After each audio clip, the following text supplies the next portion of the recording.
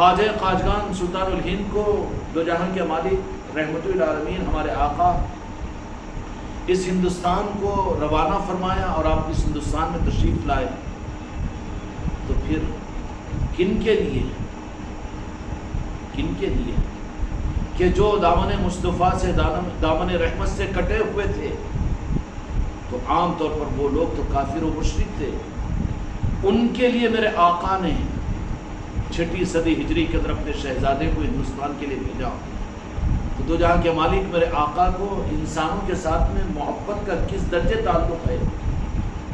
تو پھر ان انسانوں سے ہم نفرت کریں، یہ رخ صحیح نہیں ہے، بلکہ رخ یہ انتہائی غلط ہے۔ اور بات یہ ہے کہ جو اللہ کے بندوں سے نفرت کرے گا وہ اللہ کی نظر سے گر جائے گا، اللہ کے بندوں سے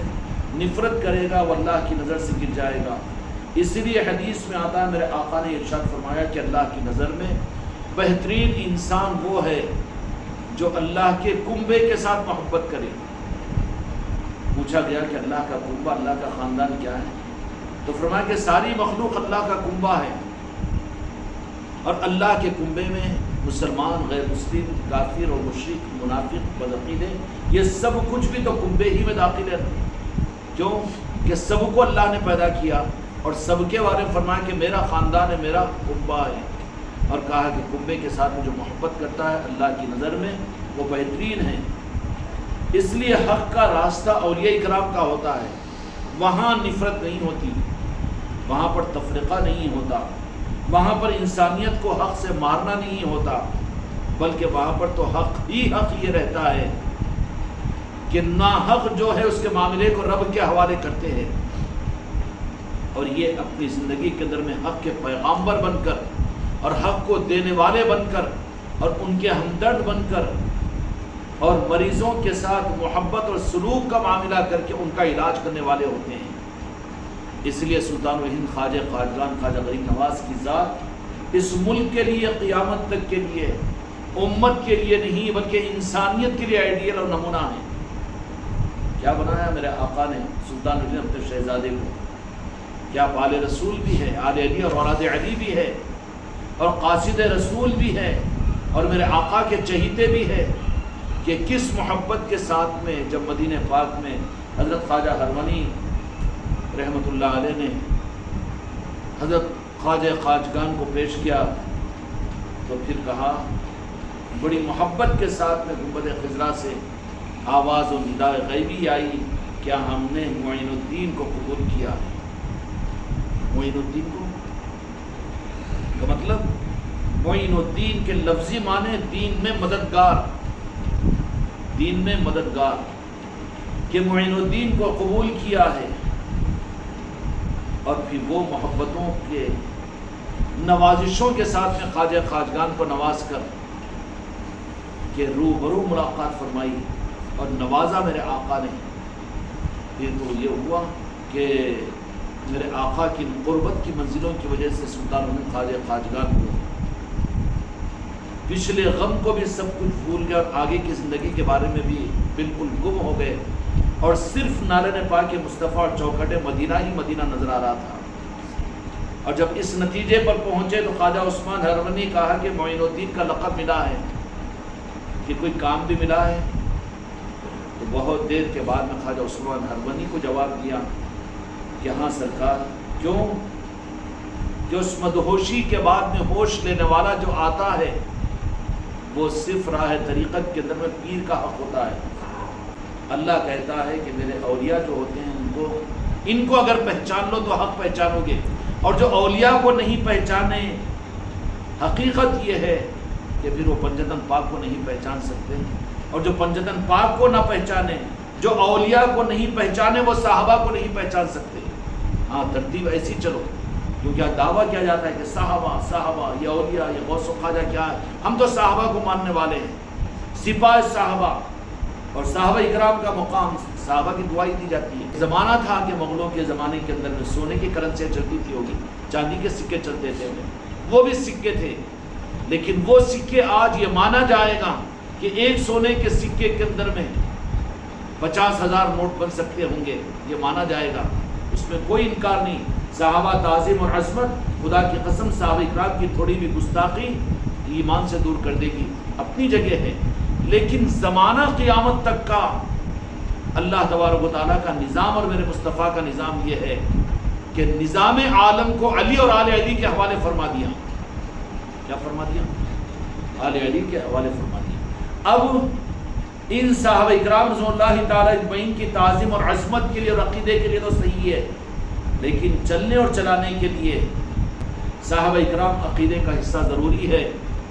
لیکن چلنے والی کرنسی و قیامت تک میرے مصطفیٰ نے اور رب العالمین نے جو طے فرمایا، صحابہ ٹھیک ہے عظمت کے لیے عقیدے کے لیے ہے، لیکن دیکھنا اور تابعداری اولیاء ہر ملک میں اور ہر زمانے کے اندر میں، قیامت تک کے زمانے میں امت کے لیے دین کی صحیح کرنسی کو حاصل کرنا ہو تو ان کو غوث و خواجہ آل علی اور اولاد علی کی فیکٹری سے کرنسی لینی پڑے گی. اس لیے صحابہ اکرام رضی اللہ تعالیٰ علیہ اجمعین نے، چونکہ وہ حق والے تھے، ان کو بیر نہیں ہوا مولا علی کہنے سے یا مولا کو اپنا مولا ماننے سے، اور پنجتن پاک کو اپنے عقیدے کا حصہ تصور کرنے سے بیر نہیں ہوا. بلا جھجک انہوں نے کہہ دیا، مولا علی کے پیشانی کو بوسہ دے کر کہا کہ علی تم اپنا سردار تو مانتے تھے، لیکن آج سے ایک طرف میں حضرت عمر رضی اللہ عنہ اٹھتے ہیں، ایک طرف سے حضرت ابوبکر صدیق رضی اللہ عنہ اٹھتے ہیں، اور اٹھ کر کیا فرمایا کہ آج تک تو آپ کو سردار مانتے تھے مولا، لیکن آج سے جب ہمارے آقا نے سب کچھ کا سب کچھ دین اور شریعت کے نظام کو کرنسی ڈیولپمنٹ اور کرنسی کمپنی مولا اگر تم کو بنا دیا ہو تو اب ہمارا عقیدہ بھی آپ کی چوکھٹ کے بغیر ہمارا صحیح عقیدہ نہیں رہے گا. بغیر مولا کی سند کے تم تو سمجھ لو اپنے آپ کو ہم بہت عمل والے، بہت علم والے، بہت دین والے، بہت دین کے نظام والے، لیکن جب پہنچو گے قبر کے اندر میں جو کرنسی چلے گی، میدان محشر کے اندر میں جو کرنسی چلے گی، وہاں پر تو کرنسی صرف اور صرف دو جہاں کے مالک کی اور حق دین کی چلے گی. اور حق دین کے لیے ضروری ہے کہ دیکھو اسٹامپنگ ہے کہ نہیں، کرنسی اس ملک کی ہے کہ نہیں، کیونکہ میدان محشر جو ہوگا وہ آل علی اور اولاد علی ہی کا ہوگا. آخرت امت کی نعوذ باللہ الیاذ باللہ کتنا امت کو حق سے دور کر دیا گیا. جنت کی طلب تو پیدا کر دی گئی کہ راتوں کا جاگنا امت کے لیے اور آہوزاری کرنا اور در در کی ٹھوکریں کھانا اور اپنی جان و مالوں کو لٹانا. مخلص سے بیچارے دین کے معاملات کے اندر میں سردیوں کو برداشت کرے، گرمیوں کو برداشت کرے، لیکن طلب جنت کی ہے. لیکن قیامت میں جنت کی طلب میں پہنچے تو رب تو عدل کے ساتھ میں کہہ دے گا کہ قرآن پاک میں تم نے نہیں پڑھا تھا، حدیث میں تم کو نہیں معلوم تھا کہ میں نے جنت کا مالک سرداران جنت تو مولا حسن اور مولا حسین کو بنایا تھا. کون ہے؟ علی کے شہزادے ہیں.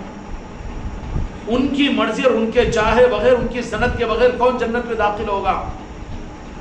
دھتکار دیا جائے گا کہ ان کا مخالف. کیوں مانتے ہو مولا حسن اور مولا حسین کو؟ کیوں پنجتن پاک کہتے ہو؟ کیوں مولا علی کہتے ہو؟ یہ ہوتا ہے. تو قیامت کے میدان میں تو وہاں پر منہ کی کھانی پڑے گی. ارے کیا ہو گیا کہ کرنسی وہی لے کر آ گئے یہاں پر، اس کو ہم نے ٹرانسفر کیا ہی نہیں کہ مولا حسن اور مولا حسین علیہ السلام کی محبت کا اظہار حق کی بنیادوں پر یہ قرار نہیں دیا جا سکتا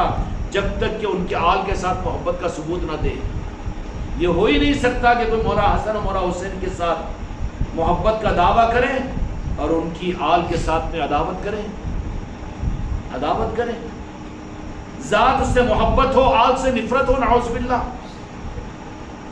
پھر وہ ذاتیں قبول کرے گی؟ نہیں کرے گی. اس لیے گزشتہ کی مجلس میں ہم نے یہ بات عرض کی تھی کہ 6 رجب المرجب کو ہندوستان والوں کے اوپر اللہ تبارک و تعالیٰ کا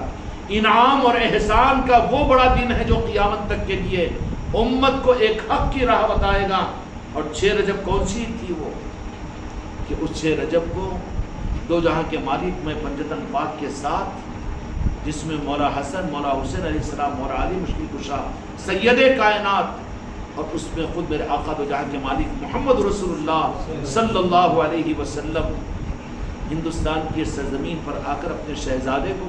لے گئے تھے۔ 6 رجب کی تاریخ وہ تاریخ ہے۔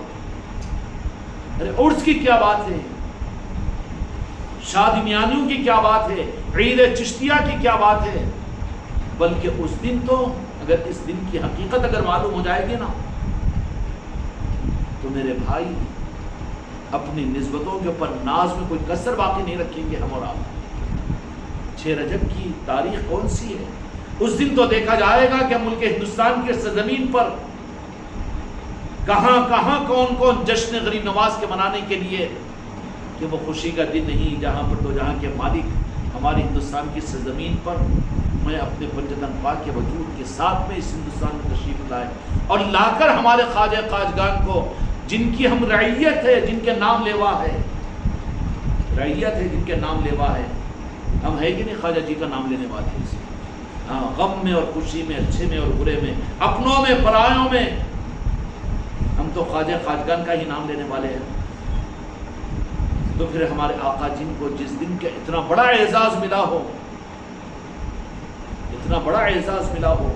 کہ وہ اعزاز تھا نا سلطان الہند کے لیے کہ پوری زندگی پر قیامت تک کے لیے حق کی مہر میرے مصطفیٰ نے عطا فرما دی۔ اور تو انتظام یہ کہ 6 رجب کو اجمیر شریف کے سرزمین پر سارے دنیا کے اولیاء خدا اور خدائی کے ساتھ میں شہزادے مصطفیٰ خواجہ خواجگان کو لے جانے کی تیاریاں ہوئی ہو، وہیں پر رب العالمین نے کہا کہ نہیں ٹھہر جاؤ، ذرا سند دیتا ہوں، میرے محبوب صرف تمہارا شہزادہ نہیں ہے، رکا دیا، تمہارے ہی شہزادے نہیں ہو، ارے جو تمہارے شہزادے ہو، جو تمہارے ہو اور جن کو میں نے تمہاری محبت کو حق کی مہر دینا چاہتا ہوں، ٹھہر جاؤ۔ رب العالمین نے اپنے دست مبارک سے، کیا وقت ہوگا وہ، اس لیے کہ دیکھو قرآن مجید کے اندر میں قلم کا تذکرہ ہے، قلم کا تذکرہ ہے، مستقل ایک سورہ قلم بھی نازل ہوئی ہے، اور اسی طریقے سے تقدیر کو لکھنے والی بھی قلم ہے، لوح و قلم بھی ہے، جانتے ہیں۔ اب اس لوح و قلم کی شاید کہ اللہ تبارک و تعالیٰ نے اس نور کی قلم کو لایا اجمیر شریف پر اور لا کر سلطان الہند کے پیشانی مبارک پر لکھا۔ اچھا یہ بتاؤ کہ میرے محبوب، آپ اپنی نسبت کے ساتھ میں کہہ دو کہ میرا محبوب ہے، یہ نہیں فرمایا نا، میرے محبوب وہ تمہاری آل بھی ہے، تمہارا چہیتا بھی ہے، اور مدینے سے اپنے چہیتے کو تم نے ہندوستان کو بھیجا ہے، اس میں تو کوئی دو رائے نہیں۔ لیکن رب العالمین نے کہ قیامت تک آنے والے جو میرا نام لے کر تمہارے میرے محبوب تمہاری بے ادبی کریں گے یا مولا علی کی بے ادبی کریں گے اور اولیاء کی گستاخی کریں گے، ذرا ان کو میں بھی تو سند دے دوں۔ قلم سے میرے مصطفیٰ نے نہیں لکھا، قلم سے، قلم مصطفیٰ کے ہاتھوں میں نہیں ہوتا، میرے مصطفیٰ کو ضرورت کیا ہے قلم کی، کیونکہ قلم کا مالک اور قلم کا خالق خود میرے مصطفیٰ کا ہے، رب کی ذات، تو آپ کو قلم کی اور ظاہری علم کی کیا ضرورت ہے؟ خدا کی قسم قیامت تک کا قلم اور قیامت تک کا علم اور قیامت تک کے سارے کمالات میرے مصطفیٰ ہی کے پاس ہیں۔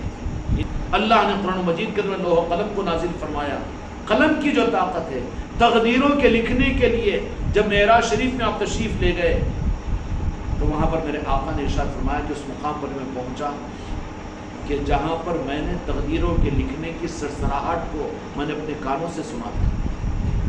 لکھا جا رہا تھا، قلم کا استعمال ہو رہا تھا، لیکن یہاں پر سلطان الہند کے دنیا سے جانے کے وقت میں ساری خدائی اور مالک کائنات اپنے شہزادے کو لے آنے کے لیے آئے ہوئے ہیں، تو کہا کہ ٹھہرو میرے محمد، یہ ہوگا نا ہمارا وجدان اور عقیدہ تو یہ کہتا ہے کہ لے جانے کے لیے تو آپ لوگ آئے ہوئے ہیں آپ کے شہزادے کو، لیکن مجھے سند دینا ہے قیامت تک کو، میرے محبوب یہ تمہارے محبوب ہے تو میرے بھی تو چہیتے ہیں، میں ان کو سند دینا چاہتا ہوں آج، قلم چونکہ میرے پاس میں ہے۔ میرے مصطفیٰ نے نہیں لکھا، یہ نہیں تھا آپ کی پیشانی مبارک پر سلطان الہند خواجہ خواجگان کی کہ من جانب محمد رسول اللہ صلی اللہ علیہ وسلم، بلکہ وہاں پر جو سنہری حلفوں سے یہی تو ہوگا کہ لوح و قلم کا ہی وہ قلم ہوگا جس کی روشنائی کے اندر میں نور ہوتا ہے، رب کا دست مبارک ہوگا۔ کاغذ پہ لکھا کہ اللہ تعالیٰ، زمین پر لکھا کہ کہاں لکھا، کیوں لکھے گا، کیوں لکھے گا؟ اللہ کی لکھائی کے لیے بھی تو کوئی ایسی اس کی قابل کی چیز ہونی چاہیے نا، ہونی چاہیے کہ نہیں؟ تو پھر کیا کیا کہ میرے محبوب آپ کو خوش کرنے کے لیے، مولا علی تم کو خوش کرنے کے لیے، مولا حسن اور مولا حسین سید کائنات تم کو خوش کرنے کے لیے، اے میرے دوستو اولیاء میں تم کو خوش کرنے کے لیے رب العالمین نے خود اپنے دست مبارک سے لکھوا دیا، نہیں فرشتوں سے، بلکہ کیا لکھا؟ ھذا حبیب اللہ، یہ مجھ سے محبت کرنے والا ہے۔ وہاں پر میرے آقا کو بھی فرما دیا کہ میرے محبوب تمہارے تو ہے ہی شہزادے، وہ تو ہے ہی تمہارے، تم جو اپنی زبان مقدس سے میرے معین کہتے ہو، یہی کیا چشتیوں کے لیے کم ہے کہ مدینے سے رات و دن کے کسی سیکنڈ میں نسبت ختم نہیں ہوتی، معین تو ہے ہی تمہارے، لیکن مجھے بھی آپ کو خوش کرنے کے لیے اور اولیاء کو اور میرے دوستوں کو خوش کرنے کے لیے مجھے بھی موقع دیجیے کہ اپنے دست مبارک سے ھذا حبیب اللہ، یہ میرا حبیب ہے۔ کس کا حبیب ہے؟ میرے مصطفیٰ نے، رب نے لکھا اور نور کی قلم سے لکھا، نور کی قلم سے لکھا ھذا حبیب اللہ، کہ یہ میرا حبیب ہے۔ اور پھر اس کے بعد میں دوسری سطر جو لکھا ماتا فی حب اللہ، کہ میری ہی محبت میں اپنے پاس میں بلایا ہوں۔ یہ سند نہیں ہے، یہ اسٹامپ ہے۔ اب کیا ان نسبتوں کے بعد میں کسی اور بھی سند کی ضرورت ہے ہم کو؟ اس لیے ہم کہتے ہیں کہ ہندوستان کا کوئی مسلمان بلکہ کوئی انسان بھی اگر میرے خواجہ جی کی محبت کے ساتھ میں ایک مرتبہ ان کی چوکھٹ پر حاضر ہو جائے تو ہو سکتا ہے کہ قیامت کے میدان میں رب کی بارگاہ میں وہ یہ کہہ دے کہ میں تیرے حبیب کے محبوب کی بارگاہ میں حاضر ہوا تھا اجمیر شریف کو خواجہ خواجگان کی چوکھٹ پر، تو اللہ تبارک و تعالیٰ اس کی نجات فرما سکتا ہے۔ قیامت کے میدان میں امت پریشان ہوگی، وہاں پر آج جو ان نظاموں سے دور ہے، نسبتوں سے دور ہے، کل کو قیامت کے میدان دیکھیں گے تو وہاں پر ہاتھوں کو ملنا شروع کر دیں گے۔ ہو سکتا ہے کہ تمہاری میری اولاد ہو، تمہارے میرے ماں باپ ہو، تمہارے میرے خاندان کے لوگ ہو، تمہارے میرے محلے کے لوگ ہو، کہ جو نسبتوں کے منکر رہے، نسبتیں حاصل نہیں کر سکے۔ اس کے لیے ضروری ہے کہ اس بات کی ترغیب دی جائے ہر ایک کو کہ کوئی نہ کوئی کسی پیر سے، کسی سلسلے سے وابستہ ہو جائے۔ کامل پیر یا نہیں ہو تو غوث پاک کا چلہ ہے یا اولیاء اکرام کے آستانے، وہاں جا کے اپنے ماتھے کو ٹیکن کی غلامی کا اظہار کر لو۔ ہو سکتا ہے کہ تمہاری یہ غلامی ان کے نظر کرم کی وجہ سے میدان قیامت میں تمہاری شفاعت کر لے۔ وہ ہر انسان کو اولیاء کی چوکھٹوں پر لے جاؤ، وہ ان کی بیعت ہے۔ اور پھر ہر مسلمان کو اس بات کی ترغیب تمہاری میری ذمہ داری ہے کہ آج امت پیری مریدی کے نظاموں سے دور ہے، کوئی اپنے سرپرستی نسبت کے لینے کے لیے تیار نہیں ہے۔ امت اس کو بدعت کہتی ہے، اس کو شرک کہتی ہے، پیری مریدی کو غلط کہتی ہے، اور ہم اپنی زندگیوں کو مسکراتے ہوئے گزار دیں۔ تمہاری میری ذمہ داری ہے، یہ مت کہو کہ ہمارے پیر سے مرید بنو، یا تم مشورہ مت دو کہ فلاں پیر سے، بلکہ اس کے اندر میں طلب پیدا کر دو کہ رب کی بارگاہ میں جہاں اہدنا الصراط المستقیم تم کہتے ہو، وہیں پر تم تنہائی میں دعا کرو کہ یا اللہ مجھے وہ پیر کامل بھی عطا فرما کہ جو تجھے میں راضی کروں، تیری ذات تک، تیرے محبوب تک پہنچ سکوں۔ ذمہ داری ہے نا ہماری اولاد کی، اور اگر ہم اس کو عیب سمجھ رہے ہوں تو یہ ہمارے کچے پن ہونے کی علامت ہے۔ اگر ہم یہ نہیں کہہ سک رہے ہوں تو امت کی خیانت ہے ہمارے اندر میں۔ جاؤ جہاں پر بھی کلمہ پڑھنے والوں سے ملاقات ہو تو کہو کہ بابا پیری مریدی بھی ضروری ہے۔ قرآن پاک کے اندر اللہ نے سورہ کہف کے اندر میں حکم فرمایا کہ اللہ تعالیٰ جس کے ساتھ میں بھلائی کا ارادہ کرتا ہے، کامل مرشد، لفظ مرشد ہے، مرشدہ فرمایا کہ اللہ تعالیٰ کامل پیر عطا فرماتا ہے۔ تو بھی اپنی زندگی میں کوئی پیر کے سہارے کی ضرورت ہے تاکہ قیامت میں تمہارے نجات کا ذریعہ بنے۔ وَابْتَغُوا إِلَيْهِ الْوَسِيلَةَ، قرآن پاک کی آیت نہیں ہے کیا پیری مریدی یہ بات کی ایجاد نہیں ہے، اصل دین کی پہچان ہے۔ ابھی تک کا دین جو رہا ہے یہ نسبتوں کی وجہ سے پہچانا جاتا ہے، ورنہ اگر نسبتوں کو ہٹا دو نا تو پھر مجھے یہ بتاؤ کہ سب کی خدمتیں قابل قدر ہے علماء اور محدثین کی، لیکن وہ دین کے کسی ایک بات پر تو سب کا اتفاق نہیں ہے۔ وہ لوگ تو خانوں میں بانٹے ہوئے ہیں، اس کے بالمقابل میں دین کے ریڑھ کی ہڈی جو ہے، خدا کی قسم وہ طریقت کا نظام، پیری مریدی کا نظام ہے۔ اس لیے شرم و مت اس معاملات کے اندر میں، تم یہ مت کہو کہ ہمارے پیر سے، لیکن ہر امتی کا تمہارے اوپر حق ہے کہ کسی مسلمان سے ملاقات ہو تو لفظ غلطی کی طرح سے لیکن کہو کہ حق یہی ہے کہ بھائی کوئی نہ کوئی اللہ سے مانگ کر کسی کامل پیر کا دامن تھام لے، تاکہ یہی قیامت کے میدان میں تیرے لیے نجات کا باعث بنے گی اور شفاء کا ذریعہ بنے گی۔ ہمارا حق ہے کہ حق ان کو دے دے، کیوں کہ وہ جو بات میں نے شروع میں عرض کی تھی کہ وہاں پر قیامت کے میدان میں تو میرے مصطفیٰ کسی کو، میرے آقا کی خصوصیت یہ ہے کہ میرے آقا کسی کو محروم نہیں کرتے، حتیٰ کہ منافقین کے باپ کا انتقال ہوا تو نماز جنازہ کے لیے میرے مصطفیٰ آگے بڑھ رہے تھے۔ قیامت کے میدان میں بھی ایسے ہی ہوگا کہ وہ میرے آقا کسی کو محروم نہیں کریں گے، لیکن فرشتے درمیان میں آ جائیں گے رب کی مرضی کے ساتھ میں، تو میرے آقا فرمائیں گے آنے دو نہ کیوں؟ تو فرشتے کہیں گے رب کے حکم کے مطابق میں کہ میرے محبوب سے فرما دو کہ وہ آپ کا کلمہ پڑھنے والوں کی صفوں میں رہتے تھے، مسجدوں میں نماز پڑھتے تھے، اور دنیا میں مسلمانوں کے آدھار کارڈ میں نمبر تھا اور لسٹوں میں آتے اور عیدگاہ میں نماز پڑھتے، لیکن یہ گستاخ تھے پنجتن پاک کے اور آل رسول کے، اور آپ کے بعد میں انہوں نے آپ کے نواسوں کے ساتھ میں گستاخیاں کی، بے ادبیاں کی۔ میرے بچوں، معمولی مسئلہ نہیں ہے یہ کوئی مسلک اور جماعت کا مسئلہ نہیں ہے، بلکہ یہ تو ایک اندھوکناک مسئلہ ہے کہ اس زمانے میں جن یزیدیوں نے میدان کربلا میں مولا حسین علیہ السلام کو نشانہ بنا کر آپ کے گردن مبارک کو تن مبارک سے جدا کیا تھا نا، آج بھی مسجد کے منبروں پر مولا حسین کی عظمتوں کے خلاف بیان کرنا وہی یزیدیوں کی حرکت ہے۔ ہو رہی ہے نہیں ہو رہی ہے؟ ہمارے خاندانوں میں ہو رہی ہے، تمہارے میرے قریب کے لوگ کر رہے ہیں، اور ہم تمہاری جان دو نا لائٹ لے لو، وہ بھی اچھا ہی ہے نا۔ نہیں، اچھا نہیں ہے، اچھے میں بڑی خرابی ہے۔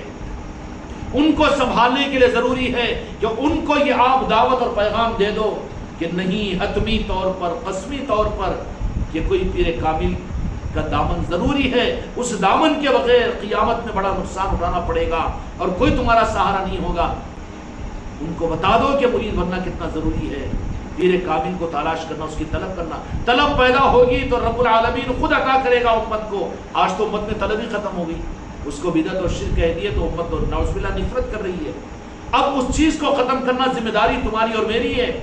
پوری امت کے لیے پیغام عام کرو کہ تم کو تمہاری نجات کے لیے قیامت کے میدان میں کسی پیر کامل کا دامن ضروری ہے، تم قادری ہو کہ تم چشتی ہو، کیونکہ قیامت کے میدان کے اندر میں یہی تو نسبت کام آئے گی۔ قرآن مجید میں اللہ تعالیٰ علی الاعلان فرماتا ہے کہ جنتی جنت میں گروہ کی شکل میں اپنے سرداروں کے پیچھے جنت میں جائیں گے،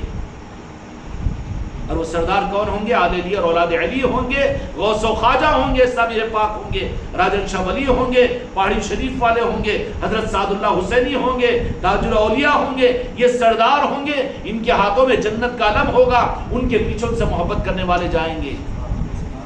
اور جو ان سے کٹے ہوئے ہیں وہ تو کٹ جائیں گے، کوئی نزدیک آنے نہیں دے گا۔ فرشتے ان کے الٹے منہ کو اٹر مار دیں گے کہ تم ادھر کے نہیں ہیں، ادھر جاؤ۔ کتنا بڑا قصور ہوگا۔ نہیں خاندان والے نہیں سنتے، نہ بیوی بچے نہیں مانتے، نہ کوئی سلسلے میں نہیں، بھائی ایک پیر کے ساتھ میں نہیں مانتے ہوگا نا، مگر ان کو کہو کہ رب سے مانگو تو راستہ کھلے گا کہ نہیں کھلے گا؟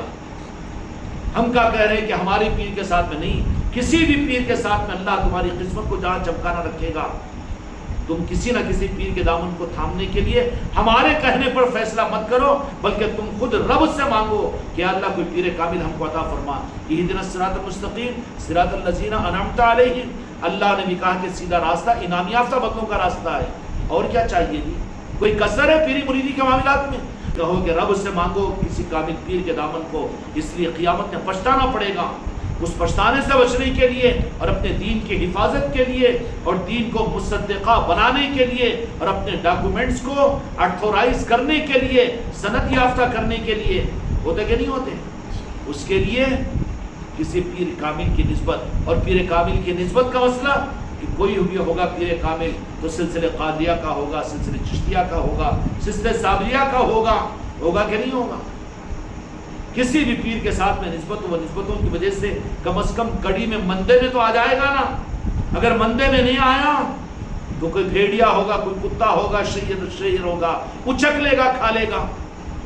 ہاں ہوگا کہ نہیں ہوگا؟ بھیڑ بکریاں ان کا قصور کیا ہے؟ ہرا چارہ دکھتا ہے کپا، لیکن اس کے اندر بیٹھا ہوا ہے بھیڑیا۔ اب یہ جا رہے چارہ کھانے کے لیے، غب بول کے وہیں پر۔ یہی تو ہو رہا ہے امت کے لیے۔ اگر تم